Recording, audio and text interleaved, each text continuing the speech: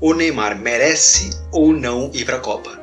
Muito tem se falado sobre a convocação do Ancelotti e sobre a ausência do Neymar nessa convocação, mas poucos refletem sobre a importância do Neymar para o Brasil. Teve uma entrevista recente do Cafu, onde ele fala sobre a importância do Neymar para a seleção, e ele tem sido muito criticado por ter falado isso, né? Mas ninguém fala que em 2022, quando o Filipão não levou o Romário, o Brasil tinha inúmeros craques para contar. Eles contavam com o Ronaldo, o Ronaldinho, o Romário, o Cafu, Roberto Carlos, o Lúcio era um bom zagueiro. Tinha uma seleção boa, realmente. Todos praticamente eram craques. Agora, na seleção atual, não temos esse número de craques onde a gente possa ver esse diferencial que o Neymar tem, mesmo ele não tendo as condições físicas ideais para se destacar, como ele não tem se destacado tanto como ele deveria, mas mesmo assim nós vemos que ele é o último craque da seleção, craque mesmo, onde a gente pode falar que ele é alguém diferenciado.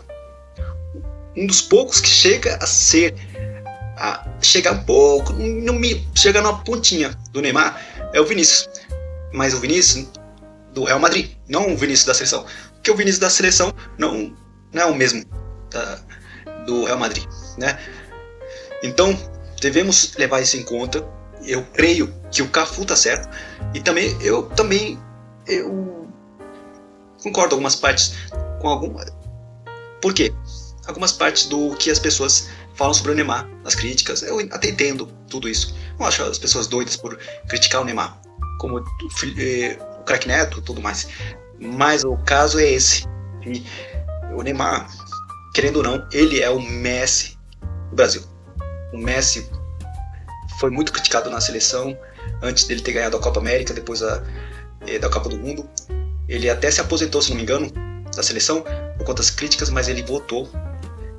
Os jogadores, o país deu respaldo para ele, confiou nele, e mesmo ele não passando por um momento ideal, ele foi lá e ganhou a Copa, né? E se o Neymar fizer o mesmo pelo Brasil, ele vai ser ídolo eternizado, mas ele pelo menos precisa da oportunidade, ter essa oportunidade de mostrar. E se ele for e não fizer nada, né? Mas é melhor ele for para a Copa e falar, não, pelo menos o Ancelotti acreditou no Neymar. Agora, se o Ancelotti vai para a Copa sem o Neymar e ele perder a Copa, aí já era. Vai ficar para sempre essa mancha. Fala, não, poderia ter levado o Neymar. A única forma do Ancelotti sair bem, não convocando o Neymar, é se ele for para ele ganhar a Copa ou se ele for para a final. Esse para mim as únicas hipóteses que levam o Ancelotti a ser felicitado, parabenizado pela escolha de não levar o Neymar. Depois não tem muito. Só se ele ganhar a Copa ou se ele chegar na final e perder na final por aí, mas se ele for para a Copa e não levar o Neymar e depois ainda perder lá, vai ser um dos técnicos mais ridicularizados na internet por gerações, na minha opinião. Então, agora, se ele ganhar a Copa, ele chegar na final e fizer uma boa Copa, ele também vai ser jogado lá no alto como o cara, como o gênio da bola, que peitou o Neymar, que não levou e mesmo assim foi pra final, ganhou a Copa. Só nessas ocasiões que eu acho que o Ancelotti pode sair ganhando nessa decisão. Agora, se ele não vai e perde nas oitavas, nas quartas, então aí já era pra ele. Então eu acho que é uma boa ideia levar o Neymar, mesmo que não seja mais o protagonista dessa seleção, e vamos ver o que dá.